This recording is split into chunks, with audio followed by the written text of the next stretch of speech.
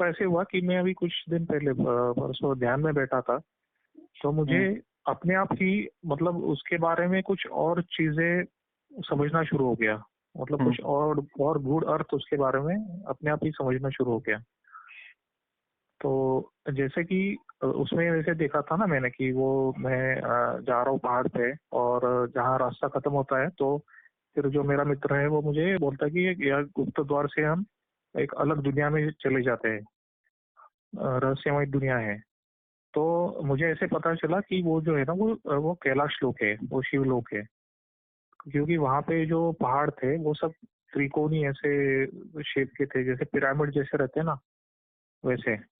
और वैसे वो कैलाश में होते हैं और वहाँ पे एनर्जी मतलब बहुत हाई होती, बहुत बहुत ज्यादा है एनर्जी थी वहाँ की। और इतनी एनर्जी थी कि मतलब कुछ देर अगर वहाँ पे रहेंगे तो पूरा शरीर पिघल जाएगा, ऐसे ऐसी एनर्जी थी वहाँ पे। तो इसलिए मैं ज्यादा देर वहाँ पे रुक नहीं सका था। और फिर वहां से हम निकले तो जैसे मैंने देखा था कि वो हम चलते चलते आए एक ऐसी जगह पे जहाँ से उतरना मुश्किल था। मतलब वो एक ऐसे पॉइंट पे आ गए, टॉप के पे आ गए जहाँ पे एकदम ऊपर चले गए थे हम। तो उसका मतलब ये हुआ कि जैसे भी वहां पे नीचे कुछ और लोग थे तो वो बोल रहे थे कि तुम लोग वहां पर कैसे पहुंचे, कि वहां पे ना आने के लिए रास्ता है ना जाने के लिए रास्ता है, वहां पे तो जाना असंभव है, मतलब मुश्किल ही है। तो उसका मतलब ऐसे हुआ कि हम अगर गुरु के साथ चलते हैं या फिर भक्ति मार्ग पर चलते हैं तो हम ऐसी ऊंचाई पर जाते हैं जहाँ पे जाना सामान्य लोगों के लिए असंभव है, मतलब बहुत मुश्किल है सामान्य लोगों के लिए। हम ऐसी ऊंचाई पे चले जाते हैं, ऐसा मुझे उसका अर्थ चला, पता चला मतलब। फिर उसके बाद में जो मैंने देखा कि जो लोग थे वो मुझे नीचे लाने के लिए कोशिश कर रहे थे, जो नीचे जो लोग थे वो। तो वो रस्सी फेंक रहे थे, जाल फेंक रहे थे कि भाई कैसे करके इसको नीचे लाओ करके। तो फिर भी मेरे पास ना कोई रस्सी आ रही थी, ना कोई वो जाल आ रहा था, कुछ भी नहीं आ रहा था। तो उसका मतलब ये हुआ कि जैसे अगर हम भक्ति मार्ग पर चलते हैं और गुरु के साथ रहते हैं तो कोई भी भगवान की कृपा होती है तो कोई भी माया जाल, दुनिया का कोई भी माया जाल हमारे पास पहुंच ही नहीं सकता, उसके पहले ही वो खत्म हो जाता है। तो उसका अर्थ ये हुआ। फिर उसके बाद में जो देखा कि अ, अभी वहां पर तो रुक नहीं सकते तो नीचे तो आना है, तो कैसे आए। तो फिर जो देखा कि लोगों ने बहुत प्रयत्न किया फिर भी आना मुश्किल हो रहा था, तो कोई एक पढ़ा लिखा आदमी उनमें से, वो गांव वाले आदमी में से आगे आया और बोला कि इसको नीचे उतारने के लिए एक ही मार्ग है कि ब्रह्मांड को 100 रुपया दो, हमको 100 रुपये दो, मतलब वो लोगों को। तो इसका मतलब ये हुआ कि और फिर वो इसका मतलब ये हुआ कि जैसे अभी कोई मुश्किल में है, बहुत बड़ी विपत्ति में है, तो ज्ञानी लोगों के साथ रहने से वो आपको मुश्किल से मुश्किल इसमें से भी मार्ग बता सकते हैं। मतलब विपत्ति में ऐसे भी वो आपको सही मार्ग बता सकते हैं। फिर उसके बाद में ऐसे दिखा कि जैसे वो जो टोक था, वो जो पॉइंट, वो पहाड़ अपने आप ही नीचे झुक गया। मतलब जब मेरे मित्र ने वो 100 रुपये मतलब 200 रुपये दिया तो अपने आप ही वो पहाड़ नीचे झुक गया और मैं नीचे उतर गया। तो इसका मतलब ये हुआ कि जैसे अगर हम ब्रह्मांड को ऊर्जा देते हैं या फिर गरीब लोगों की सहायता करते हैं या फिर किसी की सहायता करते हैं तो प्रकृति स्वयं ही हमारे लिए मदद करती है। प्रकृति स्वयं ही हमारी मदद करती है। तो उसका मतलब ये हुआ।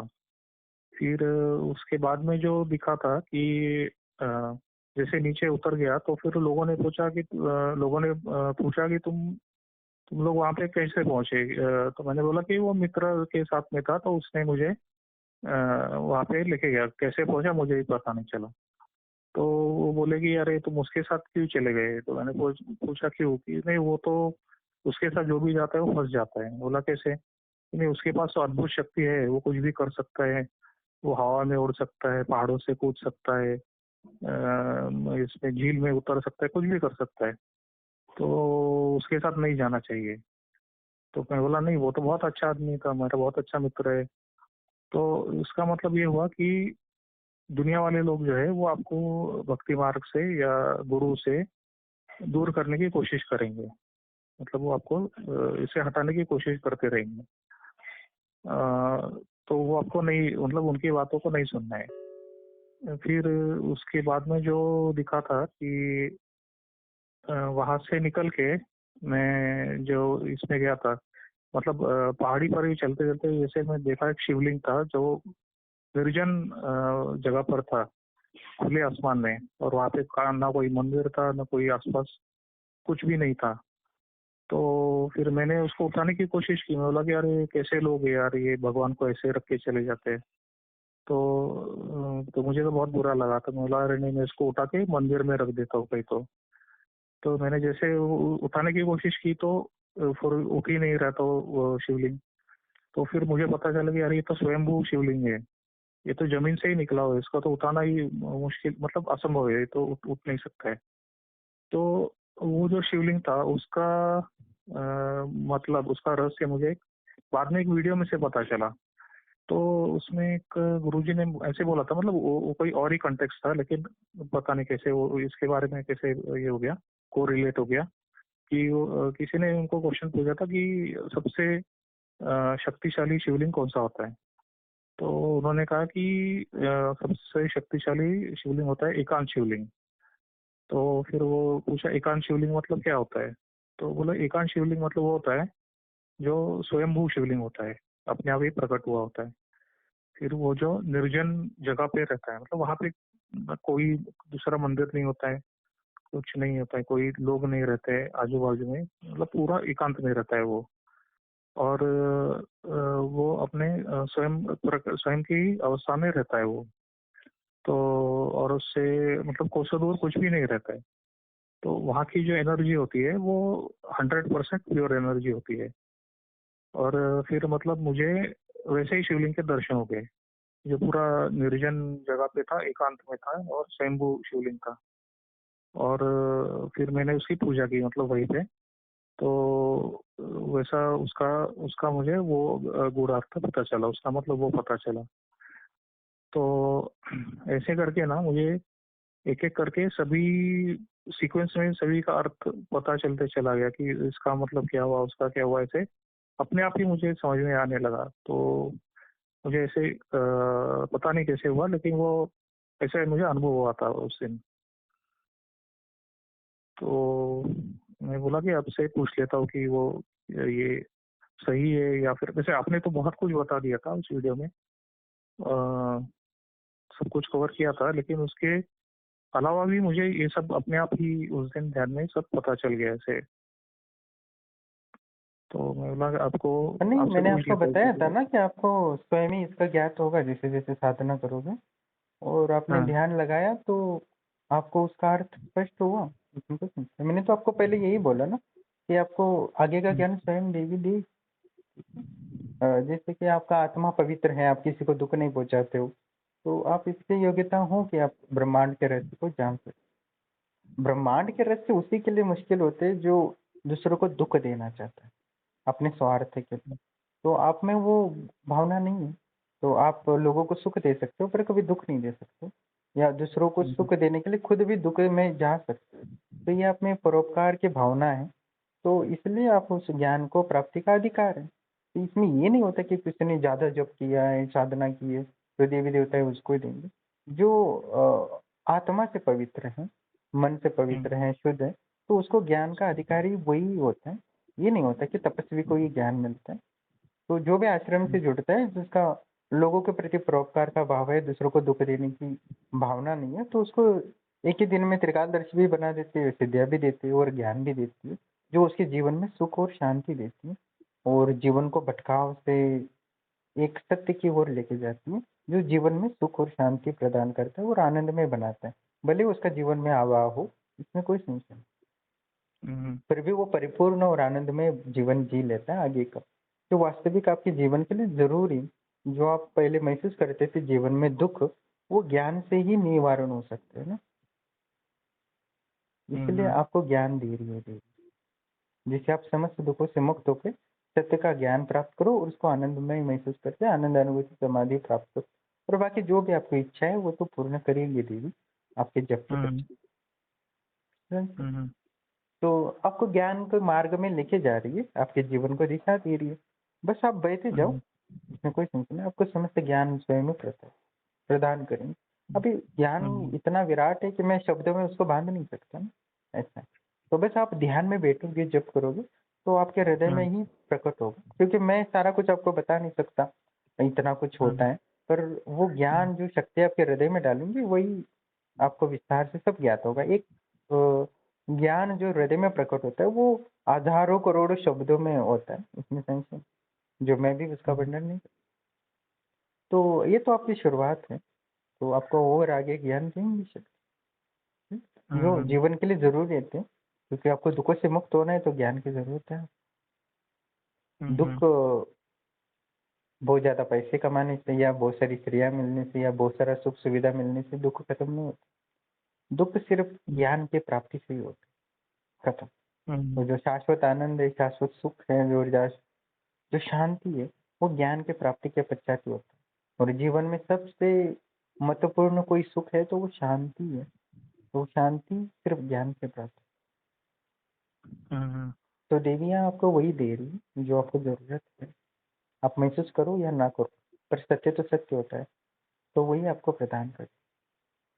हाँ, क्योंकि मुझे ना वो ऐसे गूढ़ रहस्य, गूढ़ ज्ञान, तंत्र, इसमें बहुत रुचि है। मतलब बचपन से मुझे ना उसमें बहुत इंटरेस्ट है कि मुझे इसे जानना है कि सब सृष्टि में क्या है, मतलब उसका क्या रहस्य है, ब्रह्मांड क्या है। तो ये मतलब बचपन से ही मेरा ऐसा स्वभाव, मतलब सब खोजी स्वभाव है कि मुझे सब जानना है ऐसे।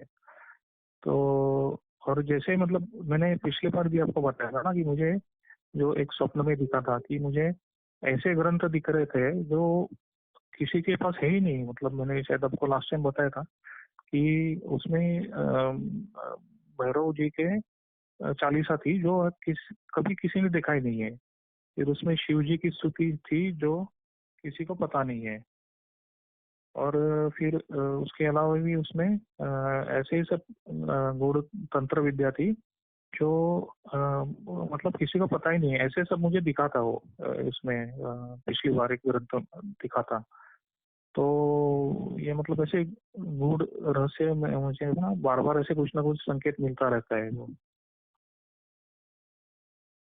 हाँ, वो तो आपकी मनोकामनाओं के अंतर है, वो शक्तियाँ है, वो आत्मा के बात जानती है, इसलिए आपको दिशा दे रही। यूं ये तो आपको ज्ञान नहीं दे रही, इसमें कोई संशय नहीं। आपको तो ज्ञान और प्राप्त होगा, और जो ब्रह्मांड का सूत्र है, समस्त सूत्र आपको, अब देखो मैं सूत्र आपको बताऊंगा तो वो आप समझ नहीं पाओगे, मुंह से बोलूंगा, पर आपके हृदय में साधना से जो जागृत होगा, शक्ति स्वयं आपको समस्त प्रकृति के गुप्त सूत्र देंगे। मैंने कई वीडियो में बोला है, और कई साधिकाएं हैं उन्होंने प्राप्त किया है, जो अपना गृहस्थ संभालते हुए तो इसमें कोई संशय नहीं, आप भी प्राप्त कर सकते हो।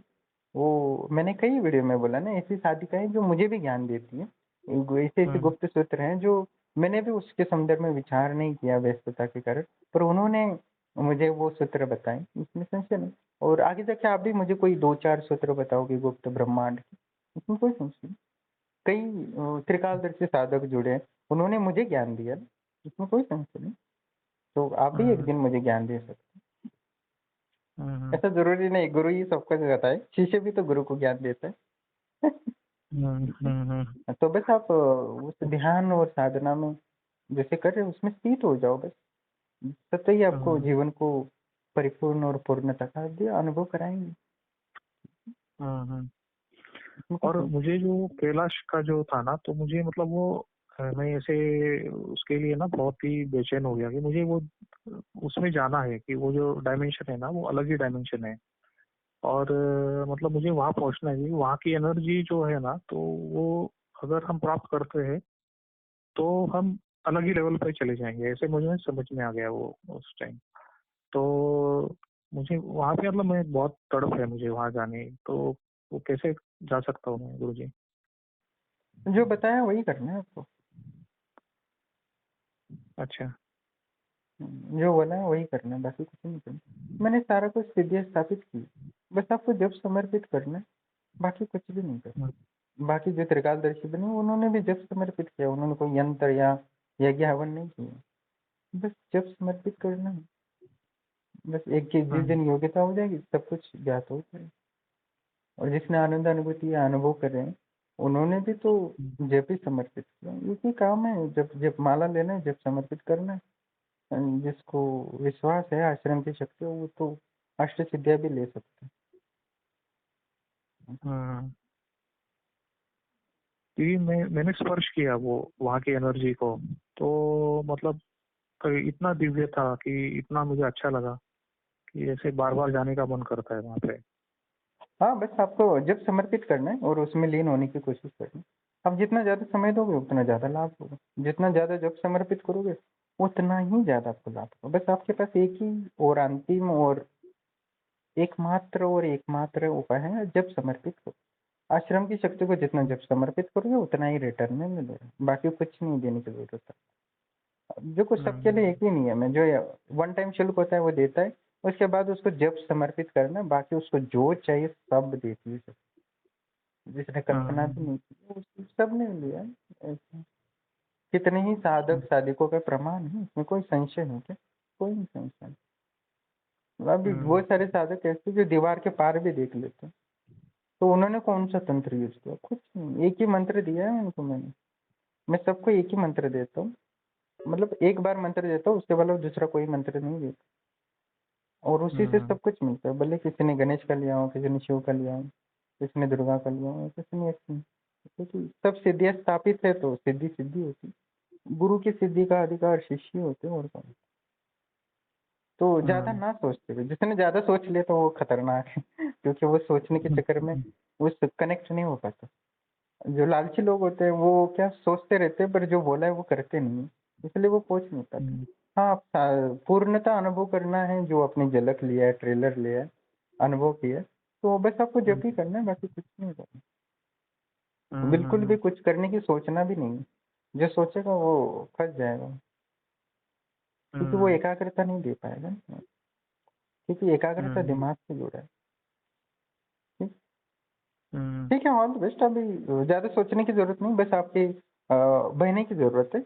अब स्वतः ही उसमें अब सब कुछ ज्ञान हो जाएगा, जैसे मैंने पिछली बार बताया था, अब हो भी गया आपको, इसमें कोई संशय नहीं। हम्म, ऑल द बेस्ट। हम्म। अच्छा, ठीक है। धन्यवाद, धन्यवाद गुरुजी। प्रणाम।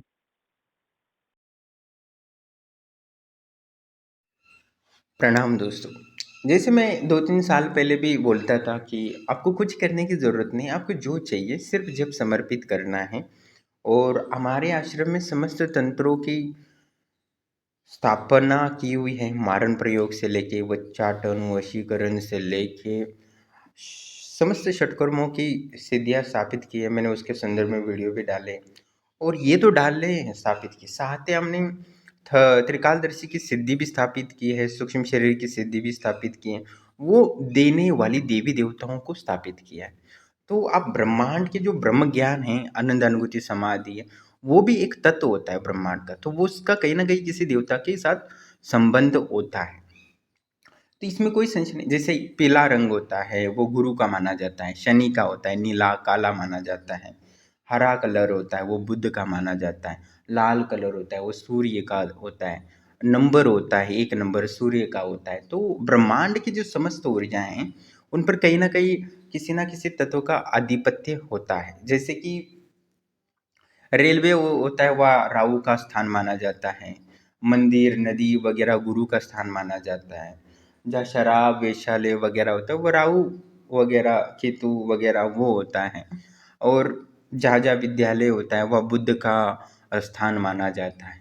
तो जो जंगल वगैरह होता है वो सब, ये अलग अलग ग्रहों की तत्वों का और अलग अलग रंग कलर अलग, इसमें कोई संशय नहीं है। तो ब्रह्मांड की समस्त ऊर्जाएं किसी कि ना किसी देवताओं के नियंत्रण में है, ज्ञान हो या ऊर्जा हो, इसमें कोई संशय नहीं। तो वो देवताओं को हम स्थापित करते तो वो देवताओं के माध्यम से हमें अष्ट सिद्धियाँ नौ निधियाँ मतलब लोहा सोना चांदी वगैरह भी का स्वामी बनाया जा सकता है, इसमें कोई संशय नहीं।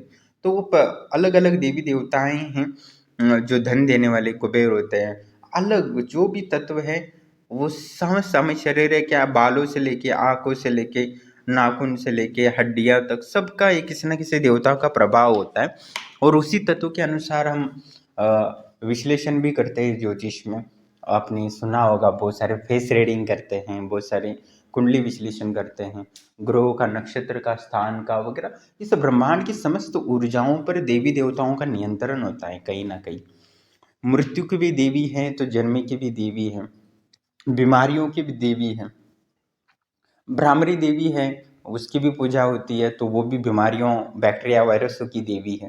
तो संसार में समस्त प्रकार की देवियाँ, इतनी देवियाँ हमारे शास्त्रों में खोज की है। हिंदू धर्म ने जितनी ब्रह्मांड की ऊर्जाओं और गुप्त सूत्रों की खोज की, उतना किसी धर्म ने नहीं किया। ना ही किसी धर्म में इतनी सामर्थ्य है कि ब्रह्मांड के उतने धर्म शक्तियों की खोज कर सके। जैसे इलेक्ट्रिसिटी की खोज की है, तो विद्युत तो हमारे पहले ही, विद्युत ज्वाला देवी, बहुत सारे कुछ देवियां हैं विद्युत के संबंध में, वो तो खोज पहले से हुई है ना। तो हमारे वेदों से लेके समस्त प्रकृति की ऊर्जाओं को नियंत्रित करने, उसको अपने जीवन में उतारने के तत्व और सूत्र ही दिए, और कुछ नहीं दिए। ये फिजिक्स, बायोलॉजी, केमिस्ट्री और मैथ्स ही हैं। हमारे पास न्यूमरोलॉजी पहले से थी। ये तो ब्रह्मांड का हम भौतिक जीवन के लिए नहीं, आध्यात्मिक जीवन के लिए भी नंबरों का, अंकों का उपयोग करते थे, इसमें कोई संशय नहीं। तो उन समस्त तत्व एक ना एक, कई से कई, हर चीज लिंक्ड है। पूरा ब्रह्मांड एक तत्व से लिंक है, इंटेंगलमेंट है। क्वांटम इंटेंगलमेंट की थ्योरी भी फिजिक्स में है, डबल स्लिट थ्योरी है। उन थ्योरी में ब्रह्मांड के समस्त सूत्रों को पुराया गया है, इसमें कोई संशय नहीं। फिजिक्स में सारे लॉज होते हैं, वो हमारे शास्त्रों में तांत्रिक योगी लोग उपयोग करते हैं, इसमें कोई संशय नहीं है। हमारे शरीर को बलवान बनाने के लिए हम प्राण ऊर्जा का उपयोग करते थे, प्राणायाम का अभ्यास करते थे, 5000 साल पहले लिखा है। आज भी विज्ञान ये कहते हैं कि किसी को प्राण ऊर्जा ज़्यादा मिलती है, उसका शरीर बहुत ताकतवर बन सकता है। और पहले के ज़माने में ऑक्सीजन 21% से ज़्यादा थी, तो हमारे यहाँ वृक्ष बहुत बड़े बड़े किलोमीटर तक या मीटर तक थे, और जो डायनासोर वगैरह सब बड़े थे, क्योंकि ऑक्सीजन ज़्यादा था। तो ये हमारे योग शास्त्र में भी लिखा है, प्राणायाम को अभ्यास करके शरीर को ज़्यादा से ज़्यादा ऑक्सीजन देते थे, जिससे शरीर पूर्णतः बलवान होता है, इसमें कोई संशय नहीं। और मैं खुद इसका प्रमाण हूँ, क्योंकि मैंने बचपन से ही प्राणायाम किया, तो मेरा शरीर इतना बलवान होता था कि शरीर मेरे टीचर भी मेरी तारीफ करते थे कि इतनी ऊर्जा कहाँ से लाए हो। मैं कुछ भी काम करता था तो स्कूल में वगैरह, तब सब आश्चर्यचकित हो जाते थे, इतना स्ट्रेंथ या इतना पावर कहाँ से आए। तो ये सब हमारे शास्त्रों में और देवी देवताएं ज्ञान देती है आपको। देखो, ज्ञान तो अवेलेबल अभी भी है, पर उस दिशा की ओर आपको मोड़ना इतना आसान नहीं होता। आपका मन, बुद्धि वगैरह बहुत चंचल होता है, तो आप अपने आप को पवित्र या शुद्ध नहीं बना सकते। इसलिए देवी देवताओं को सहारा लेना पड़ता है। देवी देवताओं के बिना आप कुछ भी कर नहीं सकते हो, क्योंकि आपका दिमाग को आपको नियंत्रित नहीं कर सकते, पर देवी देवता आपको दिशा दे सकते हैं, सही मार्ग पे ले सकते हैं, इसमें कोई संशय नहीं है। और मैं इसका खुद प्रमाण हूँ। मैंने आपको मेरी कहानी बताई थी कि जब मैं तीसरे में था, तो हिंदू मुस्लिम के बहुत बड़े दंगे हुए थे, एक दूसरे को काट रहे थे तलवार से, तो सब कुछ बंद पड़ा था कई महीनों तक, और उस चक्कर में धन का अभाव हो गया था। और तब मैंने मंत्र जप किया था, नोटों का बंडल मिला था मुझे। मैंने आपको विस्तार से वो कहानी बताई थी, इसमें कोई संशय नहीं। तो उसी से दिन से मेरी कार्य शुरू हुई, और मैं देवी देवताओं की रिसर्च करने लगा, धीरे धीरे धीरे, अकेले रहकर स्कूल में ही। और निश्चित ही मैंने वो सब प्राप्त किया, तो मेरे जीवन को एक सही दिशा मिली। मैं बचपन से ही बिजनेस की किताबें पढ़ने लगा, बिजनेस, पॉलिटिक्स की किताबें पढ़ने लगा। गांधी जी ने राजनीति के सारे किताबें लिखे थे, बहुत बड़े बड़े, वो सारे मैंने पढ़े थे। तो वो सब मन बुद्धि में कैसा आया, किसी की मैं लाइब्रेरी जाऊँ, 1 किलोमीटर दूर लाइब्रेरी था, तो मैं डेली वहाँ जाता था, स्कूल को जैसे ही खत्म होता था वहाँ चला जाता था 3 घंटे। तो ये मेरे दिमाग बुद्धि में क्यों आता था कि मैं योग शास्त्र करूँ, तंत्र शास्त्र पढ़ लेता था, पॉलिटिक्स के पढ़ लेता था किताबें, बिजनेस के पढ़ लेता था। तो इतना नॉलेज आता था कि वो जो बड़े बड़े टॉपर थे स्कूल के वगैरह, वो भी कुछ समझना हो तो मेरे पास आ जाते थे। तो इतनी नॉलेज मुझे बचपन से कैसे होगी, क्योंकि वो दिशा किसने दी, वो देवी देवता ने दी। देवी देवताओं की पूजा पाठ नित्य बचपन से करने से मुझे एक सही दिशा दी। तो आपको देवी देवताएं दिशा देंगी, ना कि वो सबको सोना ला के देंगे या हीरे मोती ला के देंगे या कोई स्त्री ला के देंगे। आपको वो सुंदर स्त्री या सुंदर धन संपत्ति वगैरह सामर्थ्य या उसको प्राप्त करने का सामर्थ्य देवी देवता प्रदान कर सकते हैं। वो सोना वगैरह नहीं दे सकते, आपको ज्ञान दे सकते कि किसानी कैसे करना है। आपको वो फल फूल उगा के नहीं देंगे, आपको उगाना पड़ेगा, इसमें कोई संशय नहीं। हम देवी देवताओं को समझने में गलती करते हैं कि वो हमें क्या दे सकते हो और हमें क्या लेना चाहिए, और उसको सही से अपने गुरु के साथ चर्चा करके समझना चाहिए। इस देवताओं के माध्यम से मैं अपने आप को अनंत सिद्धिवान और अनंत संपत्तिवान कैसे बना सकता हूँ। और वो संपत्ति में दोनों आते हैं, ज्ञान और ऊर्जा। ज्ञान और ऊर्जा दो भगवान है, जिसके पास होते हैं वही किंग होता है, मतलब राजा होता है, या तो किंग मेकर भी बन जाता है, इसमें कोई संशय नहीं। और हमें इन ब्रह्मांड के समस्त गुप्त रहस्यों को जानना हो या ताकतवर बनना हो, तो देवी देवताओं की मदद के बिना नहीं हो सकता। इसीलिए मैंने तो अपने आश्रम में इतना बड़ा यंत्र बनाया जो कई विरला ही किसी तांत्रिक ने बनाया हो आज तक।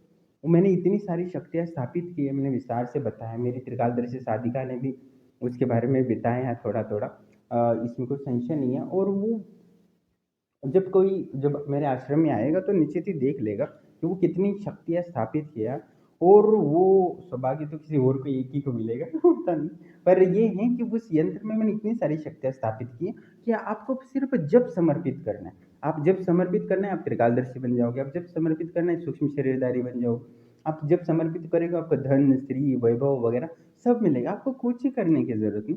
बस थोड़ा सा जब समर्पित करना है प्रेम से शांति से, इतना ही करना है। और इतने में ही सब लोगों ने सब कुछ प्राप्त किया है, गवर्नमेंट जॉब से लेके आध्यात्मिक भौतिक। और सिर्फ जब भी समर्पित करेगा तो ये मानना है कि मेरा कि अष्ट सिद्धियाँ भी मेरी शक्तियाँ स्थापित कर सकते हैं। क्योंकि बहुत सारे लोग हैं जो मेरे यज्ञ के लिए बहुत सहयोग करते हैं, विदेश के लोग हैं, अमेरिका से लेके ऑस्ट्रेलिया से लेके बहुत सारे विदेशी लोग मेरे ज्ञान को मानते हैं। और उन्होंने मुझे ज्ञान को सहयोग किया, मैंने रिक्वेस्ट भी की थी तो उन्होंने लाखों रुपए का सहयोग किया, जिसके कारण मैं इतनी सारी शक्तियाँ स्थापित की है। ये मानता हूँ कि मैं बहुत कम पैसे में देता हूँ, पर जो बहुत बड़े लोग हैं उनके बहुत सारी बड़े बड़े कार्य होते हैं, मैं वो ज़्यादा करता हूँ। और मैं आश्रम से लोगों को जोड़ता हूँ पर कम लोगों को जोड़ता हूँ, पर जो बड़े बड़े कार्य होते हैं वो मैं ज़्यादा करता हूँ। इसलिए मेरे पास उतना धन आ पाता है विदेश से, जिससे कि मैं इतने बड़े बड़े सिद्धियाँ बस 51 रुपये में लोगों को देता हूँ, क्योंकि उसके पीछे कहीं ना कहीं वो बड़े लोग हैं, इसमें कोई संशय नहीं। धन एक अलग स्थान देता है तंत्र में, अध्यात्म में, धर्म में। इसलिए संपत्ति और समृद्धि को हमारे हिंदू शास्त्र में बहुत कुछ दिखा है। आप हमारे त्योहार के हर महीने आते हैं, उसमें समृद्धि संपत्ति का बहुत मायने रखता है। हम लोहे की पूजा करते हैं, बैल की पूजा करते हैं, हमें ऐसी कौन सी चीज़ है जिसकी पूजा हम नहीं करते। हम समस्त ब्रह्मांड की ऊर्जा को परमात्मा मानते हैं, देवी मानते हैं, और उनसे ज्ञान और ऊर्जा को प्राप्त करते हैं, इसमें कोई संशय नहीं। हमारे अस्तित्व के लिए देवताओं का होना बहुत ही महत्वपूर्ण है, क्योंकि हम कीड़े मकोड़े से इवॉल्व होते हैं, जैसे ड्राइवन की थ्योरी है। तो वो मनुष्य तक आ सकते हैं, पर मनुष्य से सूक्ष्म शरीर में स्थिर होना है, सूक्ष्म शरीरधारी बनना है, यहाँ ब्रह्मांड से परलोक की गति करनी है, यहाँ परलोक में स्थित होना है, वहाँ निवास करना है। तो हमें देवी देवताओं की सहारा लेने की जरूरत है। तो देवी देवताओं के माध्यम से लोक भौतिक लोक और पुनर्जन्म भी एक सही अमीर या स्वास्थ्य शरीर प्राप्त हो, इसके लिए भी देवी देवताओं की जरूरत है। नहीं तो कहीं ना कहीं व्यक्ति अंधा लंगड़ा लूला या एकदम गरीब या नीच कुल में भी जन्म ले सकता है, जहाँ सिर्फ जीवन में दुख मिलता है। तो देवी देवताओं का सहारा लेने से जीवन समृद्धि और ज्ञान प्राप्त होता है। वो भौतिक ज्ञान भी देते हैं, आध्यात्मिक ज्ञान भी देते हैं देवताएं, इसमें कोई संशय नहीं। हमारे शास्त्रों में 64 कलाओं का भी वर्णन है, तो वो किसने दिया है? देवी देवताओं ने सिखाया है। जो भी हमारी जातियाँ वगैरह थी वो 64 कलाओं पर डिपेंड थी, और सबको एक कला ज्ञात थी और उसी से वो जीवन निर्वाह करते थे और सभी की संपत्ति में वृद्धि करते थे, इसमें कोई संशय नहीं। कुमार से लेके सुतार से लेके सब लोग, लोहार से लेके सब देवी देवताओं की अलग अलग पूजा करते थे, उनसे ज्ञान प्राप्त करते थे और संपत्ति का निर्माण करते थे, और वो सिद्धि से ही हो पाता था, इसमें कोई संशय नहीं। लोहार भी एक अलग मंत्र जप करता था, सुतार भी अलग जप करता था, इसमें कोई संशय नहीं है। पर ये है कि हमें उस संपत्ति और सिद्धियों को पूर्णतः स्वामी बनना है तो देवी देवताओं का सहारा लेना बहुत जरूरी है। इसलिए मैंने बहुत ही बारीकी से प्रकृति के समस्त प्रकृति के शास्त्र और सूत्रों का अध्ययन करके देवी देवताओं को आश्रम में स्थापित किया है, जैसे आपको तुरंत ही लाभ देगी। एक ही दिन में जो लोग त्रिकालदर्शी बनते हैं उनको अचानक जॉब लग जाती है कि हफ्ते में, जो बेरोजगार है तो उनके सारे रास्ते मार्ग खुलते हैं। तो आपको कुछ नहीं सोचना है। कई बार लोग पूछते मैं क्या करूँ और क्या करूँ वो क्या करूँ, वो सोचते नहीं है कि मेरे पीछे कितनी मैंने भारी 15 साल इस तंत्र को दिए हैं। 15 साल जो तंत्र को देना ही बहुत चीज़ होती है जो मैंने बचपन से दिया। बचपन में जो समय दिया वो तो अलग है, अभी 15 साल दिए हैं उसमें इतनी शक्तियाँ स्थापित की है जो कोई इमेजिन नहीं कर सकता। तो आपको कुछ भी करने की ज़रूरत नहीं, पर कहने का तात्पर्य है आप दिमाग ज़्यादा ना चलाते हुए सिर्फ जब समर्पित करो आपको जो चाहिए वो मिलेगा ही मिलेगा, इसमें संशय नहीं। ब्रह्मांड का ऐसा कोई ज्ञान हो वो आपको ना मिले ऐसा असंभव है, क्योंकि आनंद अनुभूति समाधि जो प्राप्त सिद्धि है विरला ही कोई 1 करोड़ अरबों में प्राप्त करे। वो मैंने मेरे गुरुदेव के माध्यम से मैंने प्राप्त किया हिमालय में, तो वो बहुत ही, और उस माध्यम से जो मैंने शक्तियाँ स्थापित की है वो अलग विलक्षण शक्ति में स्थापित होती है, इसमें कोई संशय नहीं। मंत्र जप तो कोई भी कर लेता है, पर जो आनंद अनुभूति समाधि के बाद जो मंत्र जप करता है वो एक मंत्र जप भी उसको ये कर देता है। मेरी आनंद अनुभूति समाधि के बाद जब मैंने एक, और मेरे गुरुदेव ने यक्षिणी की साधना दी थी, मुझे लगा कि गुरुदेव डांट सकते हैं, क्या हो सकता है मंत्र में, डर तो लगता है गुरु से हर व्यक्ति को। तो मैंने सोचा कि अगले दिन मंत्र जब साधना आरंभ करना है उससे पहले मैं अच्छे से मंत्र कंठस्थ, जिससे मंत्र पूरी तरह कंठस्थ हो जाए और अगले दिन जो साधना आरंभ करने है उसमें कोई दिक्कत ना हो। क्योंकि जो त्रिकालदर्शी गुरु साथ होते हैं ना उनके दिमाग में सब पता चलता है क्या कर रहा है क्या नहीं, तो बहुत मुश्किल होती है, इसमें कोई संशय नहीं। पर तो बहुत सावधानी रखनी पड़ती है, एकदम हर क्षण एकदम स्थिर, क्योंकि जैसे कैमरा लगा हो सब जगह तो दिखने लगता है ना कि तब व्यक्ति कैसे बिहेव करता है, एकदम स्थिर, कोई गलती ना हो, कैमरे में कुछ कैप्चर ना हो वैसे रहना पड़ता है, इसमें कोई संशय नहीं। पर वो जब मैंने अगले दिन से पहले ही, एक दिन पहले ही मंत्र जब करने लगा था कंठस्थ, जैसे कंठस्थ करता रहा और आधे घंटे में ही वो शक्ति सामने प्रकट हुई, मतलब प्रत्यक्ष हुई। उस शक्ति को मैं छू भी सकता था, इसमें इतनी सामर्थ्य थी। वो आधे घंटे की ऊर्जा में इतनी कैसे बनी, क्योंकि वो आनंद अनुभूति समाधि का परिणाम है। इसलिए मैं आनंद अनुभूति समाधि के बारे में बहुत विस्तार से पहले बताता था, पर लोगों को उसकी वैल्यू का ज्ञात नहीं हुआ, क्योंकि दिमाग उतना मेहनत करने के लिए तैयार भी नहीं है, ना ही उनको मतों को समझने की क्षमता रखता है, इसमें कोई संशय नहीं।